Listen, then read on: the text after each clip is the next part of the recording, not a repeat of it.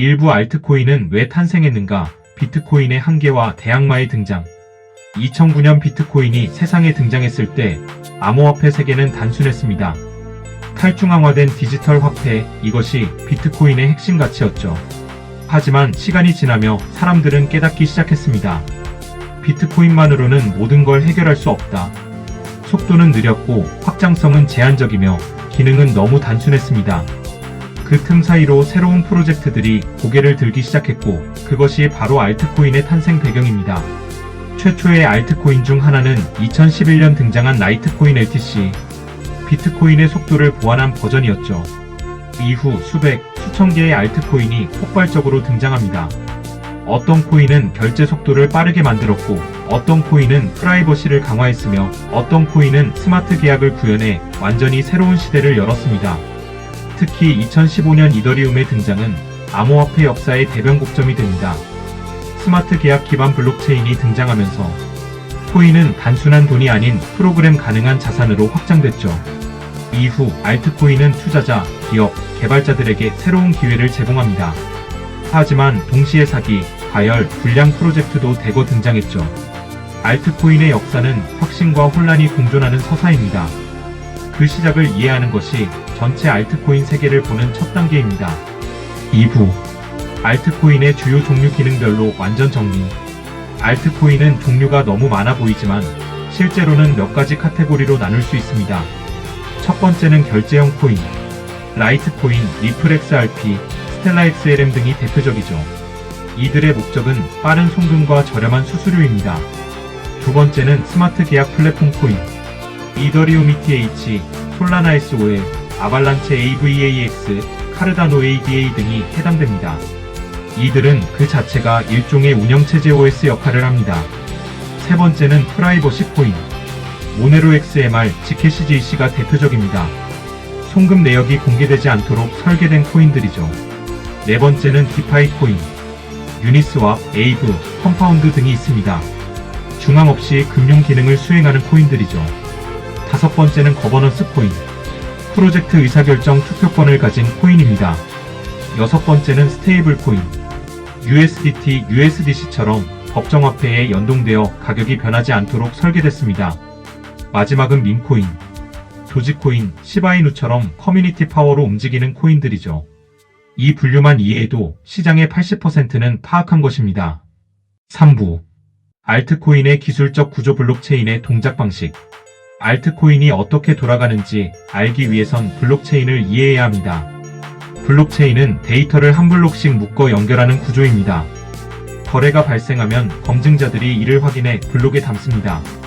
이후 블록이 체인처럼 연결되며 기록이 영구 저장됩니다. 가장 중요한 개념은 합의 알고리즘입니다. 작업 증명 POW는 컴퓨팅 파워로 경쟁해 블록을 만드는 방식이고, 지분 증명 POS는 코인을 많이 보유한 검증자가 블록을 생성합니다. 이더리움이 POW에서 POS로 전환하며 에너지 효율성이 크게 개선됐죠. 블록체인의 본질은 탈중앙 위변조 불가, 신뢰 최소화입니다.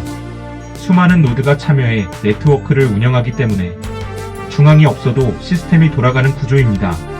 알트코인의 개별 메커니즘 차이는 이 기반 위에서 설계됩니다. 확장성을 해결하려는 코인은 샤딩을 사용하고, 속도를 높이려는 코인은 병렬 처리를 적용합니다. 보안성을 강화하려는 코인은 GK 기술을 접목하기도 하죠. 결국 알트코인은 블록체인 시도를 실험하는 실험실 같은 존재입니다. 성공하면 대형 프로젝트가 되고 실패하면 조용히 사라지는 구조입니다. 기술을 이해해야 어떤 알트코인이 살아남을지 구분할 수 있습니다. 기술은 투자 판단에 있어서 매우 중요한 기준입니다. 4부 반감기와 토크노믹스 가격이 오르거나 무너지는 진짜 이유. 코인의 가격은 단순히 수요 공급으로만 결정되지 않습니다. 토크노믹스라는 설계 구조가 핵심입니다. 토크노믹스에는 발행량, 유통량, 소각 구조, 보상 구조가 포함되죠. 대표적인 요소가 반감기입니다. 원래는 비트코인의 구조였지만 일부 알트코인도 이 시스템을 갖습니다. 반감기는 채굴 보상이 절반으로 줄어드는 시점을 의미합니다. 공급량이 줄어들기 때문에 가격 상승 압력이 생기죠. 하지만 반감기만 있다고 무조건 오르는 것은 아닙니다. 수요가 받쳐주지 않으면 가격은 떨어지게 됩니다. 또 하나의 핵심은 락업 해제입니다. 팀 물량이나 초기 투자자 물량이 풀리는 시점은 가격 급락을 일으킬 위험 요인이죠. 소각 구조도 중요한 토크노믹스입니다. BNB, 시바이누 등은 지속적으로 소각을 진행하며 공급량을 줄입니다. 반대로 공급량을 계속 늘리는 코인은 장기 투자로 불리합니다. 토크노믹스를 모르면 코인의 운명을 예측하기 어렵습니다.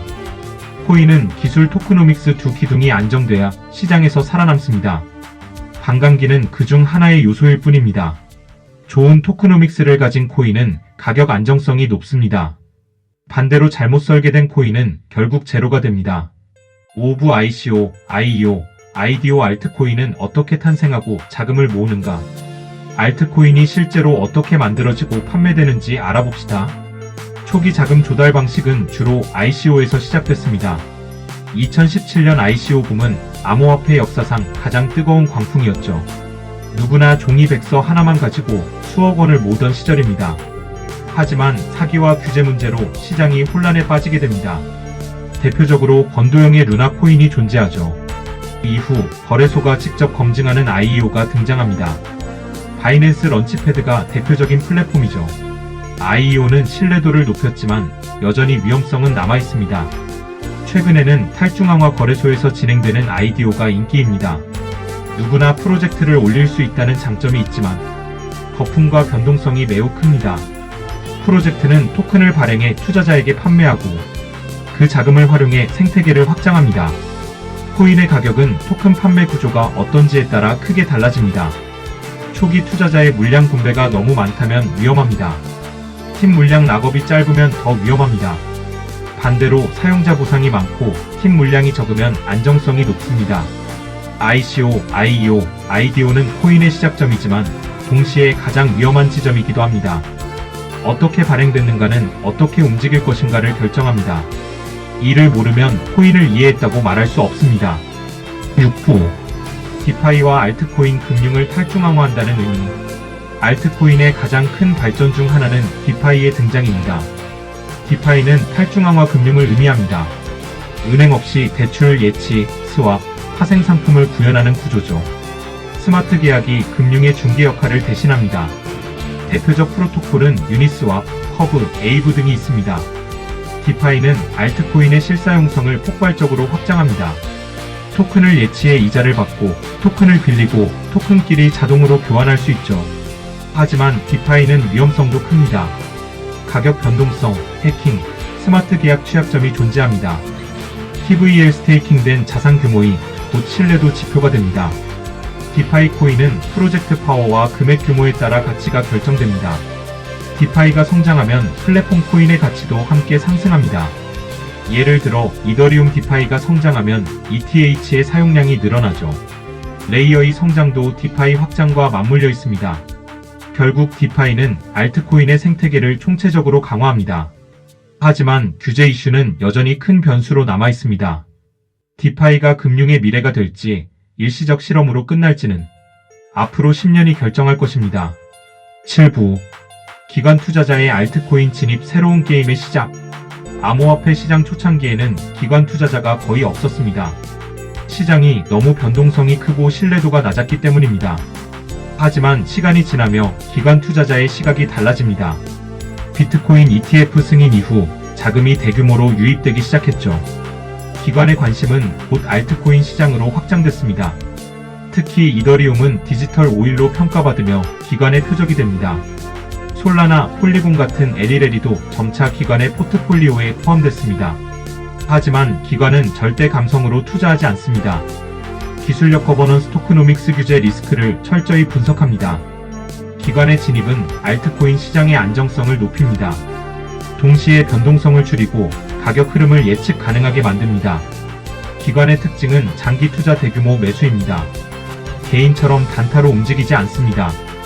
기관의 포트폴리오에는 주로 플랫폼 코인, 인프라 코인, 실사용 코인이 포함됩니다. 반면 밈코인이나 거래량 부풀리기 코인은 절대 포함되지 않습니다. 기관은 시장의 신뢰도를 부여하는 역할을 합니다. 기관의 움직임을 알면 시장의 방향성이 보입니다. 기관의 진입은 알트코인의 성숙을 의미합니다. 결국 알트코인의 미래는 기관의 선택에 크게 달려 있습니다. 8부 개인 투자자의 전략 알트코인 시장에서 살아남는 법. 개인 투자자는 기회가 많지만 위험도 많습니다. 알트코인은 비트코인보다 변동성이 몇 배 더 크죠. 개인의 첫 번째 전략은 정보 비대칭을 줄이는 것입니다. 프로젝트 백서, 팀 구성, 토크노믹스를 반드시 읽어야 합니다. 두 번째 전략은 분할 매수 분할 매도입니다. 알트코인은 단번에 진입하거나 단번에 매도하면 손실 확률이 큽니다. 세 번째 전략은 유행에 휘둘리지 않는 것입니다. SNS, 커뮤니티, 텔레그램에 과장된 정보에 속지 말아야 합니다. 네 번째 전략은 거래소 리스크 관리입니다. 거래소 파산 위험은 절대 사라지지 않습니다. 중요한 코인은 홀드 월렛에 보관하는 것이 안전합니다. 다섯 번째는 리스크 분산입니다. 한 코인에 올인하면 견디기 어렵습니다. 메이저 플랫폼 디파이 스테이블 코인 형태의 분산이 필요합니다. 여섯 번째는 현금 비중 유지입니다. 조정장이 올 때 기회를 잡기 위해 필요합니다. 일곱 번째는 장기 관점 유지입니다. 단타는 대부분 리스크 대비 수익률이 낮습니다. 알트코인은 길게 보면 흐름이 보입니다. 개인 투자자의 생존은 전략의 유무에 달려 있습니다. 9부 알트코인의 버블과 붕괴 역사 속 반복된 패턴. 암호화폐 시장은 반복되는 패턴을 보여왔습니다. 혁신 과열 버블 붕괴 재탄생의 순환 구조입니다. 2013년 첫 번째 비트코인 버블이 터졌고 2017년 ICO 버블이 있었으며 2021년 디파이, NFT 버블이 있었습니다. 이 버블 속에서 수많은 알트코인이 탄생하고 사라졌죠. 버블의 특징은 기대치가 현실을 앞선다는 점입니다. 실제 기술보다 가격 상승 속도가 빠르게 폭주하죠. 이때 가장 위험한 코인이 민코인과 저유통량 코인입니다. 가격 조작이 쉽기 때문입니다. 하지만 버블이 터진 뒤 살아남는 프로젝트도 있습니다. 이더리움, BNB, 솔라나 같은 코인들이 대표적입니다. 기술 생태계 유저 기반 3박자가 갖춰졌기 때문입니다. 투자자가 버블의 패턴을 이해하면 진입 타이밍을 훨씬 정확하게 잡을 수 있습니다. 언젠가 반드시 조정은 온다는 사실을 기억하세요. 중요한 것은 공포가 아니라 구조를 이해하는 것입니다. 버블은 시장의 성장 과정입니다. 하지만 준비되지 않은 투자자에겐 위기입니다. 버블 패턴 분석은 알트코인을 이해하는 데 필수 요소입니다. 10호 알트코인의 미래 남는 코인과 사라질 코인. 마지막으로 알트코인의 미래를 이야기해 보겠습니다. 앞으로 살아남을 코인은 몇 가지 공통점이 있습니다. 첫째, 실제 사용처가 존재하는 코인입니다. 둘째, 개발팀이 꾸준히 업데이트하는 코인입니다. 셋째, 생태계를 확장하는 능력이 있는 코인입니다. 넷째, 규제를 통과할 가능성이 높은 코인입니다. 반면 사라질 코인은 다음 특징을 가집니다. 첫째, 백서만 요란한 코인. 둘째, 팀이 사라지거나 개발이 중단된 코인. 셋째, 거래량이 억지로 부풀려진 코인. 넷째, 실사용이 없는 코인. 미래 시장에서 가장 큰 힘을 가지는 건 플랫폼 계열 코인들입니다. 이더리움, 솔라나, 아발란체 같은 LL이 대표적이죠. 또한 AIRWA 실물 자산 토큰 게임파이 등 실제 산업과 연결된 알트코인이 강세를 보일 것입니다. 단순한 스토리만으로는 더 이상 시장을 설득할 수 없습니다. 규제 강화로 무분별한 프로젝트는 사라질 것입니다. 알트코인의 미래는 정제된 경쟁의 시대로 향하고 있습니다. 결국 살아남는 코인은 기술력 커뮤니티 사용처를 모두 가진 코인입니다. 이 흐름을 읽는 사람만이 다음 시장의 승자가 될 것입니다. 11부 알트코인에 간접적으로 투자하는 방법. 암호화폐 시장이 제도권 금융과 접점을 넓히면서 이제 알트코인도 ETF, ETP 형태로 투자할 수 있는 시대가 열리고 있습니다. 이 흐름의 중심에는 이더리움, 솔라나, XRP 같은 주요 알트코인들이 자리 잡고 있습니다. 먼저 이더리움 기반 ETF, ETP 상품으로는 레버리지 상품 ETHU, 그리고 대표적인 이더리움 트러스트형 ETHE가 널리 알려져 있습니다. 이 상품들은 기초자산의 가격 변동을 직접 반영하거나 2배로 확대하는 구조로 설계되어 있습니다. 솔레너 역시 ETF, ETP 시장에 등장했으며 레버리지 기반 투 상품 SOLT가 대표적입니다. XRP 또한 예외는 아닙니다. 가격 상승을 2배로 추종하는 XRPT 같은 ETF, ETP가 상장되며 투자 접근성이 크게 넓어졌습니다. 이처럼 알트코인 ETF, ETP는 지갑 생성, 개인키 관리 없이도 전통 금융 계좌만으로 손쉽게 투자할 수 있게 해줍니다.